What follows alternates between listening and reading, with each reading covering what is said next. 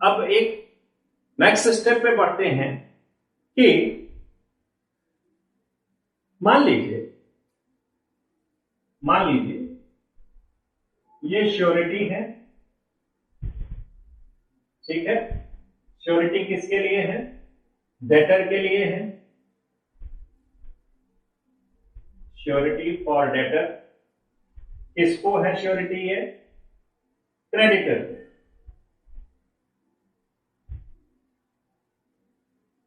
Main बंदा ये है, दूसरा इसको कहें, तीसरा इसको कहें। एक प्रश्न उठता है सहज भाव में, मैं श्योरिटी हूं, दूसरा बंदा कोई डेटर है, क्रेडिटर ने उधार दिया हुआ है और उधार के बदले कुछ मॉर्गेज भी लिया हुआ है। जैसे बैंकों में होता है कि आप गारंटर भी लाओ, कुछ संपत्ति भी हमारे पास रख के जाओ लोन के रूप में। तुम अगर नहीं दे पाओगे पैसा तो हम गारंटर से लेंगे और ये संपत्ति से लेंगे, पहले तो तुमको ही गला पकड़ेंगे। अब दिक्कत क्या होती है?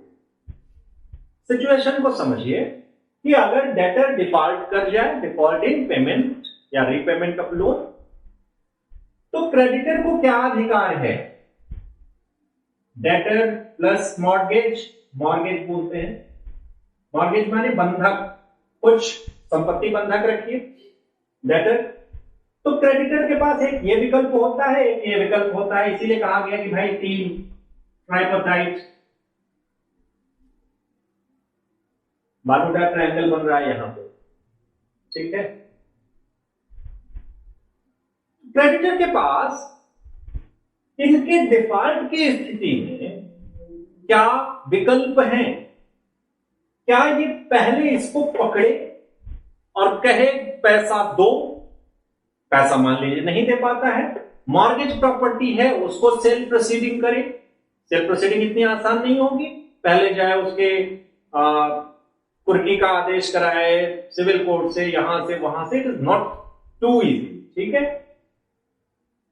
या सीधे सीधे कहे ये गारंटर, चलो पैसा दो, तुम जल्दी से दो, तुम इसके गारंटर थे ना, पैसा दो। तो हो सकता है कि श्योरिटी कहे सुनो, ये पहले इसका जो ये मॉर्गेज रखा है इसको ना वसूलो, हम ही को क्या पकड़ने चले आ रहे हो। तो देखिए थोड़ा विवाद की स्थिति उत्पन्न हो रही है कि नहीं हो रही है?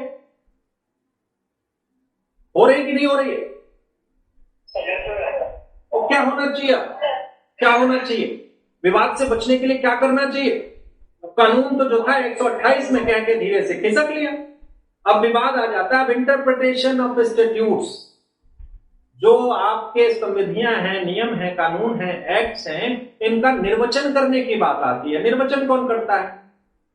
वकील करे, विद्वान करें, चेशायर रिपोर्ट करें, चेट्टी करें, अमित मिश्रा तो नहीं करेंगे, अभी उतने बड़े नहीं हुए हैं, या तो फिर कोर्ट करे। तो ये सब लोग इंटरप्रिटेशन के पार्ट होते हैं। आप लोग इंटरप्रिटेशन पढ़ेंगे, देखिएगा, पढ़ रहे होंगे ना इंटरप्रिटेशन? तो नहीं, अभी नहीं पढ़ रहे।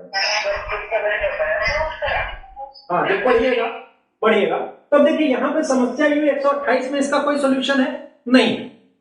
देखिए जब भी विवाद उत्पन्न होता है bank of Bihar versus Damodar Prasad, bank of Bihar बनाम दामोदर प्रसाद जी का मामला होता है।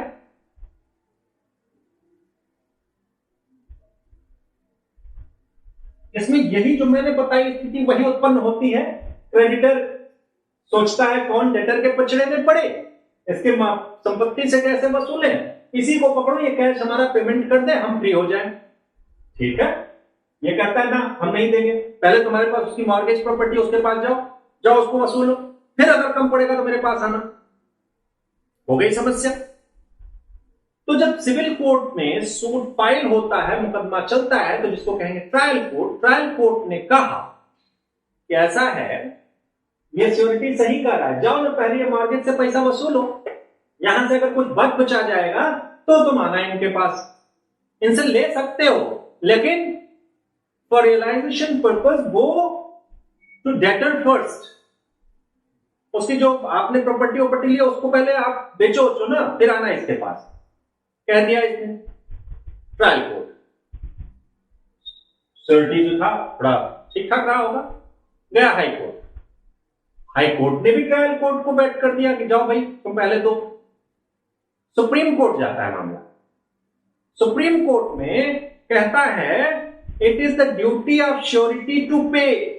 सुप्रीम कोर्ट क्या कहता है, in case of default by debtor, सब लोगों ने कहा पहले डेटर के पास जाओ, ट्रायल कोर्ट, हाई कोर्ट, लेकिन सुप्रीम कोर्ट क्या कहता है, सुप्रीम कोर्ट कहता है in case of default by principal debtor it is the liability of surety to पे।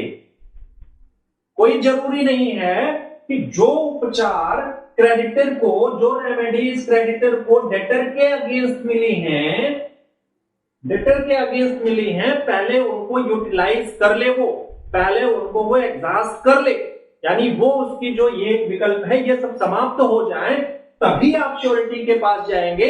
This is not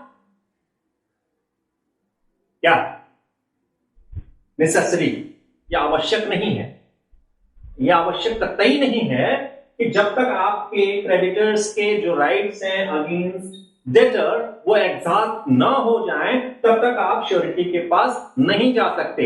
supreme court ने कहा ऐसा कोई नियम नहीं है, श्योरिटी होता ही इसीलिए है, श्योरिटी होता ही इसीलिए है कि डेटर से पैसा या जो भी मामला है वो उसको दिलवाएगा, तो पहले श्योरिटी का गला पकड़ लो, इसमें हमें कोई दिक्कत नहीं। अब इंटरप्रिटेशन से ये मामला निकला, इसके बाद क्या होता है, इलाहाबाद हाई कोर्ट का भी एक केस देख लीजिए, इलाहाबाद का नाम आता है दिल खुश हो जाता है। हाँ बोलो सर, बोलो। ये श्योरिटी के पास अगर डायरेक्ट जाएंगे, हाँ, तो कितना उससे वसूलना ये कैसे पता चलेगा? मॉर्गेज मतलब मॉर्गेज को भी तो मॉर्गेज वसूलना क्या है, मॉर्गेज छोड़ दो उसका, वो फिर जाएगा श्योरिटी इससे वसूलेगा, तुम्हें पैसा मिल जाएगा। तो मॉर्गेज बंधक बना के, बंधक तो इसलिए रहता है ना, मान लो 1 लाख की प्रॉपर्टी है और 50,000 रुपए हमने लोन लिया है, तो उस प्रॉपर्टी को बेच के बैंक क्रेडिटर पैसा ले सके, इसलिए मॉर्गेज होता है। मॉर्गेज छोड़ देगा, इससे पैसा मिल जाएगा, मॉर्गेज छोड़ देगा, जाओ भैया तुम अपना वसूलो, हमसे कोई मतलब नहीं। ऐसा नहीं होगा कि सिक्योरिटी से भी पैसा ले लेगा और मॉर्गेज को भी बेच लेगा, ऐसा नहीं। UP financial corporation versus Allahabad high court का मामला, यूपी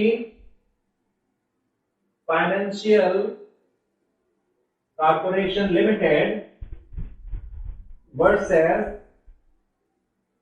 गैरलॉन, और क्या नाम लिखा है, गैरलॉन पॉलीफैब इंडस्ट्रीज,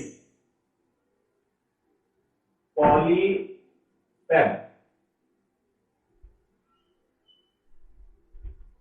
इतना ही आप जानिए कि इलाहाबाद हाई कोर्ट का मामला आता है कि सुप्रीम कोर्ट के मामले के बाद, ये ध्यान रखिएगा, हाई कोर्ट ट्रायल कोर्ट सबने अगेंस्ट दिया था, सुप्रीम कोर्ट ने उसके फेवर में दे दिया। तो इलाहाबाद हाई कोर्ट ने UP financial corporation limited versus Garlon GARLON Polyfab POLYFEB industries के मामले में बिना सुप्रीम कोर्ट के निर्णय का कहीं नाम लिए ये कहा कि क्रेडिटर बिना अपने राइट्स के एग्जॉस्ट हुए, जो कि हाइपोथिकेटेड, इसको मॉर्गेज बोलते हैं, हाइपोथिकेशन बोलते हैं, बहुत सारे टर्म्स हैं, तो हाइपोथिकेटेड प्रॉपर्टी जो है उस पर बिना कोई कार्यवाही किए सीधे सीधे श्योरिटी के पास जा सकता है। तो इस चीज को आप ध्यान में रखिएगा। अब इसी का एक उल्टा मुकदमा भी आता है, मतलब फिर निर्णय सुप्रीम कोर्ट ने कहीं कुछ उसके दिमाग में आया होगा, मैंने पहले कहा है कि भाई जो ऊपर बैठता है ना वो कुछ भी करे, उल्टा सीधा एक समान, उनके लिए सब क्षम्य होता है, ठीक है, सब क्षम्य होता है। एक बार आप लॉकडाउन लगा दें 6 महीने पहले, चाहे उसमें पैदल चलते चलते आदमी मर जाए, ठीक है, और एक बार आदमी मर रहा है तब तो नहीं लॉकडाउन लगाएंगे। बात समझिएगा मैं कहना क्या चाह रहा हूं, मैं कहना सिर्फ इतना चाह रहा हूं कि ऊपर जो बैठा होता है ना, एक छोटा सा ऑर्डर, आप जुडिशियल मजिस्ट्रेट जब हो जाएंगे, मतलब जज हो जाएं, छोटा सा ऑर्डर एक पलट दें, आपको लगे लाख सही है, वो लाख सही रहे, लेकिन जो नजीरें हैं, जो कानून है, उसके एक पॉइंट पे आप उल्टा निर्णय दे दें, अगर सही निर्णय दे दें मैं कहूं, तो आप टर्मिनेट हो जाएंगे इसी हाई कोर्ट सुप्रीम कोर्ट के द्वारा।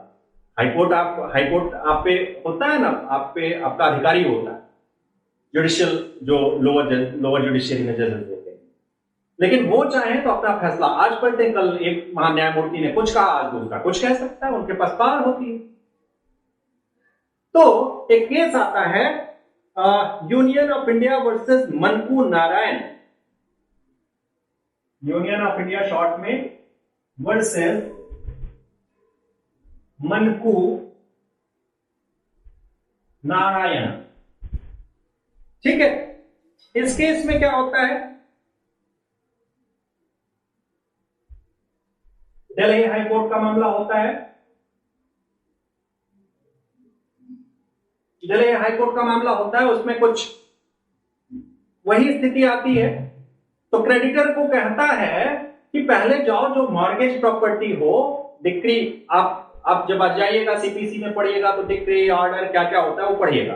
यहां सिर्फ आप जानिए कि एक डिक्री उसके फेवर में दी जाती है कि जाओ वसूल लो, लेकिन पहले जो तुम्हारे पास हाइपोथिकेटेड प्रॉपर्टी है, देखिए उल्टा निर्णय है, पहले हाइपोथिकेटेड प्रॉपर्टी पे जाओ, फिर जो बचता है आप श्योरिटी से ले लेना। ठीक है, तो यहां पे आप ये ध्यान पे रखिए कि पहले कहा गया कि डेटर से आप अपने जितने भी आपको रेमेडीज हैं, जितने भी उपचार हैं, आपके पास जितने विकल्प हैं, go and exhaust them first. Means उसको रियलाइज करने के लिए, अपना जो लोन है उसको वसूलने के लिए आप डेटर को पहले पकड़ो, जो भी उसकी संपत्ति है, जो बचता है फिर आ जाओ इधर, श्योरिटी से भी लेने का अधिकार है, but go first to debtor. तो देखा आपने, ऊपर के दो मुकदमे से ये सुप्रीम कोर्ट का मुकदमा थोड़ा सा पलट जाता है, फिर सही नहीं रहता है, ये सही नहीं होता है। और एक केस फिर आता है, आपको मैं बताऊं, ध्यान रखिएगा, 3-4 केसेस के आप नाम लिखेंगे तो आंसर को थोड़ा इंटरेस्टिंग बना सकेंगे।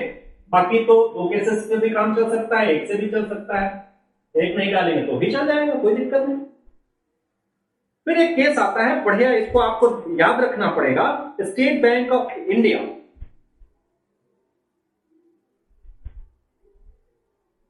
State bank of India versus index port registered, index port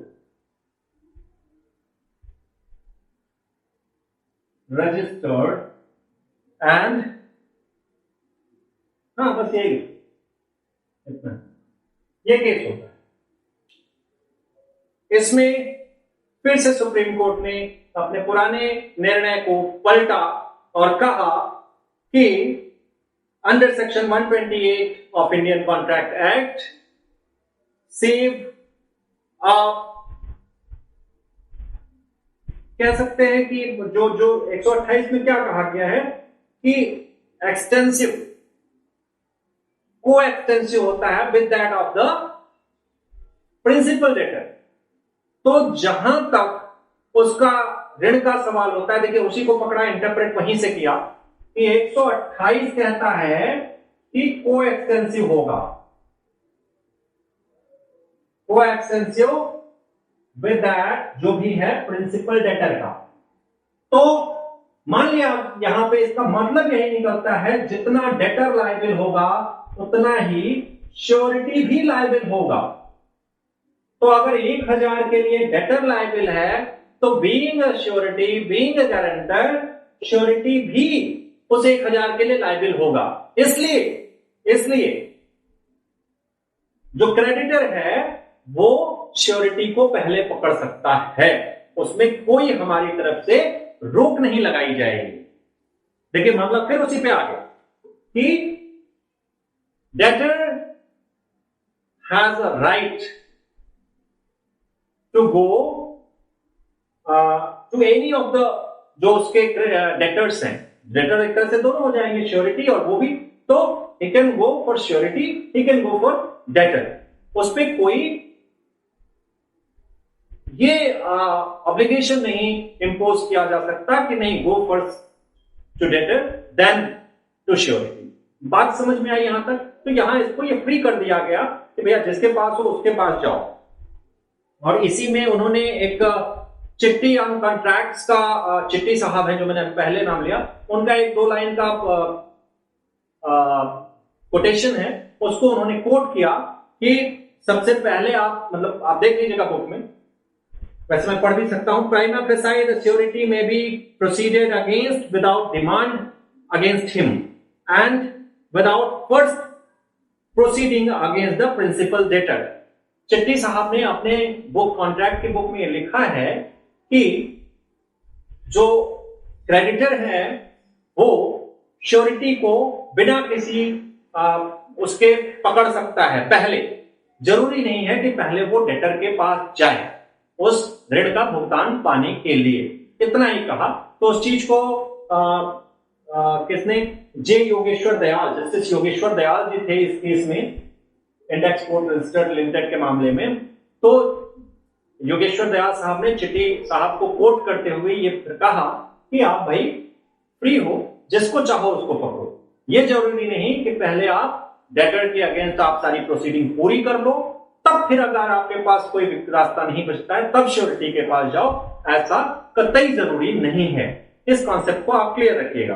अभी रात में एक केस और मिल गया, ये वाला तो इंपॉर्टेंट है, आप इसको भूलिएगा मत। एक अगर आप वहां पे जो पहला केस हमने बताया बैंक ऑफ बिहार वाला, और ये 2 भी लिख देते हैं तो आप में मतलब ठीक है, मान लिया जाएगा कि आप पढ़े हैं थोड़ा बहुत। और अगर ये 3-4 केसेस डाल देते हैं तो लगेगा थोड़ा सा और भी पढ़े हैं। और एक केस और डाल दीजिए, अभी जो रिसेंट 2013 का केस है, 12-13 का है मामला, ये कल मिल गया इसलिए मैं आपको बता दूं, Ramkishan versus Ramkishan and others versus state of UP and others. यह है 2013 का मामला है, सुप्रीम कोर्ट का है, और सेम वही बात कही गई जो अभी तक आपने इंडेक्स कोर्ट और इन सब में देखा कि creditor has a right to go to debtor or to surety to realize the debted amount, जो लोन अमाउंट है उसको पाने के लिए। तो यहां तक आपको ये क्लियर हो गया होगा, मैं उम्मीद करता हूं। ठीक है, क्लियर है? ओके, अब देखो एक लाइन मैंने पहले बताई, तो इसको हेडिंग में आप डाल के लिख सकते हैं, हेडिंग में आप डाल के लिख सकते हैं कि surety is right to limit his liability और मेक कंडीशनल।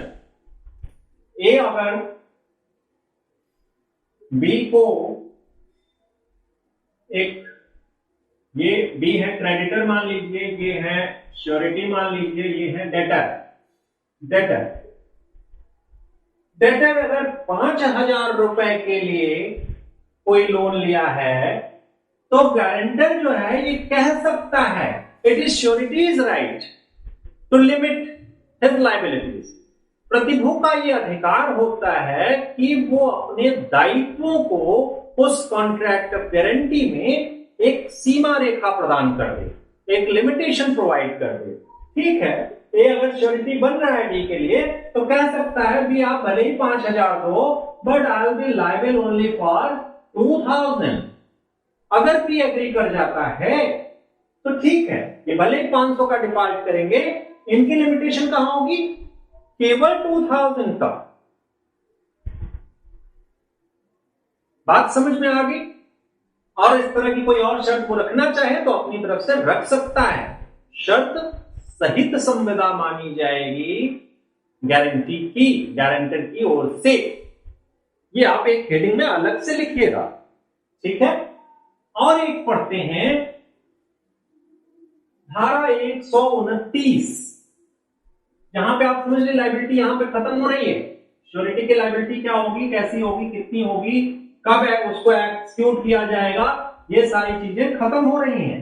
अब देखिए धारा 129,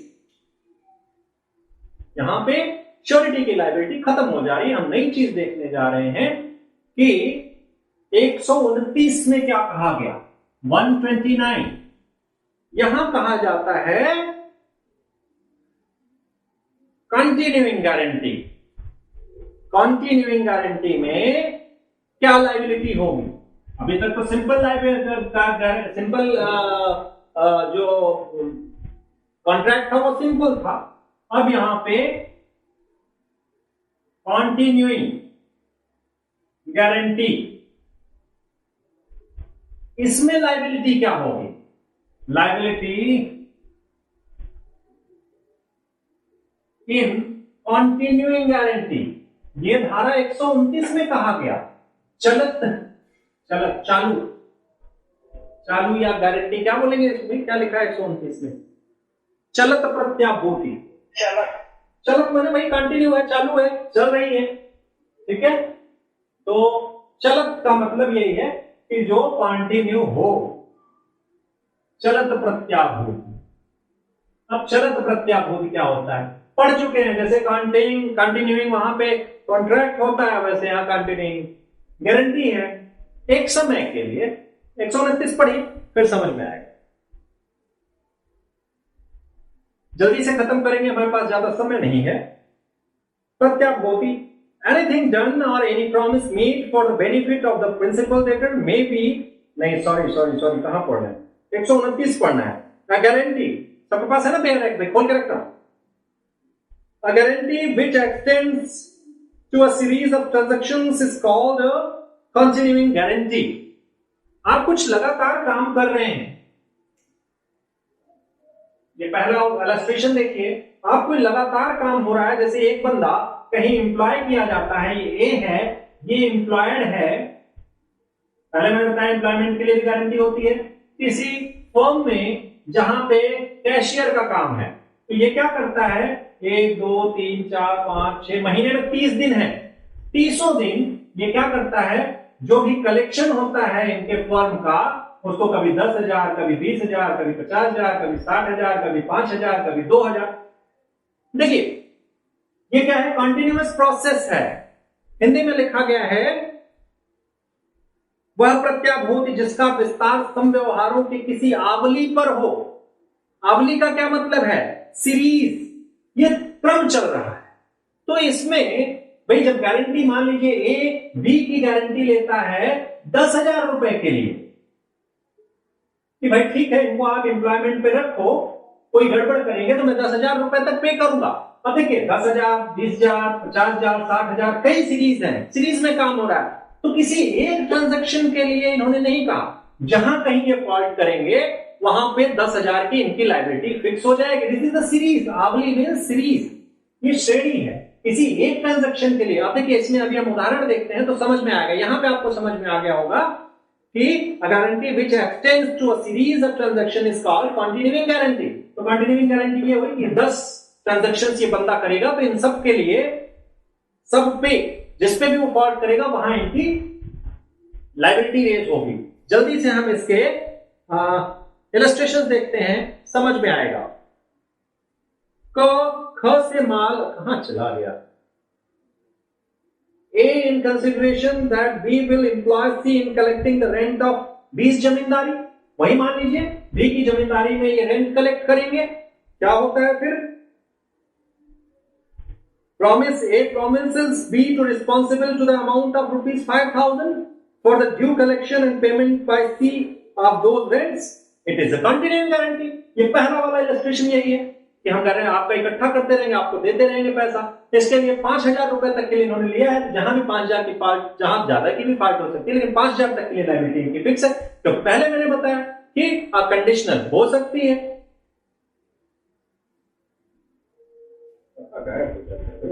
दूसरा क्या है, A guarantees payment to B a tea dealer to amount of 100 pound for any tea he may from time to time supply to be।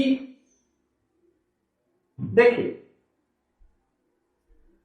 B supplies C with a tea to above value of 100 pound and C pays B for it। Afterward B supplies C with tea to the value of 200 pound। C fails to pay. देखिए यहां पे वही बात हुई कि ए ने ये surety हुए, ये बी को जो कि क्रेडिटर है, सी के लिए गारंटी दी जो कि डेटर है। ए ने कहा सी को आप सप्लाई चाय की देते रहिए, और अगर ये कहीं दिक्कत करते हैं, कहीं प्रॉब्लम करते हैं, तो मैं 200 पाउंड के लिए या 100 पाउंड के लिए दायी होऊंगा। मतलब I will be liable to pay ₹100 in case of C's default. ठीक है, तो इन्होंने 200 का पहले इनको सप्लाई दिया, 100 के बजाय 200 का दिया। ध्यान दीजिए, 200 का सप्लाई दिया, सी ने उसको पे कर दिया, 200 पे, पहला हिसाब खत्म। फिर इन्होंने, फिर मान लीजिए क्या लिखा है, जो भी लिखा उदाहरण, आप उदाहरण समझिए। फिर इन्होंने 100 रुपए से ज्यादा का दे दिया, 100 पाउंड से ज्यादा का इनको सप्लाई दे दिया, 200 का दे दिया, 300 का दे दिया, जो भी दे दिया। अब इस वाले में इन्होंने प्रॉब्लम पैदा कर दी, अपनी असली सूरत दिखा दी कि मैं बेईमान हूं। अब देखिए, एक के लिए यहां नहीं था, यहां सीरीज ऑफ ट्रांजैक्शंस आप सप्लाई करो, लेकिन 100 तक के लिए मैं लायबिल होऊंगा। आप 1 महीने 2 महीने, एक इसमें टाइम पीरियड भी फिक्स हो सकता है कि भाई इतने टाइम पीरियड में आप सप्लाई करोगे, अगर कोई डिफॉल्ट होता है तो मैं पे करूंगा इतने रुपए तक, अपने को लिमिट कर लिया। इट्स राइट, जो कि राइट दिया गया आपके 128 से ही एक्सप्लेन होके निकलता है। बात समझे आप? तो 200 रुपए का जब डिफॉल्ट कर रहे हैं तो बी कहेंगे अरे यार तुमने कहा था, तो कहेंगे ठीक है मैं दे रहा हूं, 100 पाउंड ले लो मुझसे, मैंने 100 पाउंड का कहा था, आप 200 नहीं 500 नहीं अपनी दुकान दे दो, तो उसके लिए मैं जिम्मेदार थोड़ी हूं। तो यहां पे ए जो होंगे वो 100 के लिए ही लायबल होंगे। तीसरा केस जल्दी से देखिए, और एक केस नाम लिखिए, के versus Groves, K A Y versus Groves. ये इलस्ट्रेशन 3 सेम यही है, वो देख लें। A guarantees pay to B price of 5 sacks flour. देखिए ए जो होते हैं वो बी को गारंटी देते हैं कि आप 5 बोरे अगर इनको सप्लाई कर रहे हैं, सी को 5 बोरे माल सप्लाई कर रहे हैं, 5 sacks ऑफ फ्लोर। आप आटा अगर सप्लाई कर रहे हैं 5 बोरी 1 महीने में, 5 sacks 1 महीने में, कितने दिन में था? To be delivered by B to C. ठीक है, 5 sacks आप फ्लोर इनको आप सप्लाई करोगे, अगर इसमें डिफॉल्ट करेंगे तो मैं पे करूंगा, श्योरिटी कहता है। ठीक है, 5 sacks तक की बात भी है, केवल ज्यादा नहीं, ध्यान रखिएगा। ये है क्रेडिटर, ये है डेटर। हुआ क्या कि 5 बोरी की सप्लाई हो गई इनको, 5 बोरी की सप्लाई हुई, बी डिलीवर्स 5 sacks टू सी, 5 बोरी इन्होंने इनको दे दिया, इसका पैसा मिल गया। ध्यान रखिएगा, जब उसी 5 बोरी के लिए था, एक पैसा मिल गया, तो ये यहीं से इनका लायबिलिटी खत्म हो जाती है। फिर क्या करते हैं, दोबारा इनको फिर 4 बोरी, अब सोचते हैं ये तो ईमानदार आदमी है, इसको 4 बोरी फिर से सप्लाई दे दिए, डिफॉल्ट कर गया। तो इनके पास है, उन्होंने कहा मैंने 5 बोरी की बात की थी, बस एक बार 5 बोरी 1 महीने में, चाहे 1-1 करके देते, चाहे 4-4 करके देते, 4 और 1 देते, 2-2 करके देते, 5 से ज्यादा नहीं। अब 5 का एक बार मिल गया, now I am not liable to pay any of the जो भी लायबिलिटी है। तो बात यहां पे समझ में आई। कंटिन्यूइंग क्या होता है, कंटिन्यूइंग गारंटी क्या हुई, इसके इलस्ट्रेशंस क्या है? थर्ड वाला के वर्सेस ग्रुप्स पे आधारित है, इसको आप लिख सकते हैं। अब आगे जब हम पढ़ेंगे क्लास में, तो discharge of surety liability, surety कब अपने लायबिलिटी से फ्री हो जाएगा, हम चर्चा। ठीक है।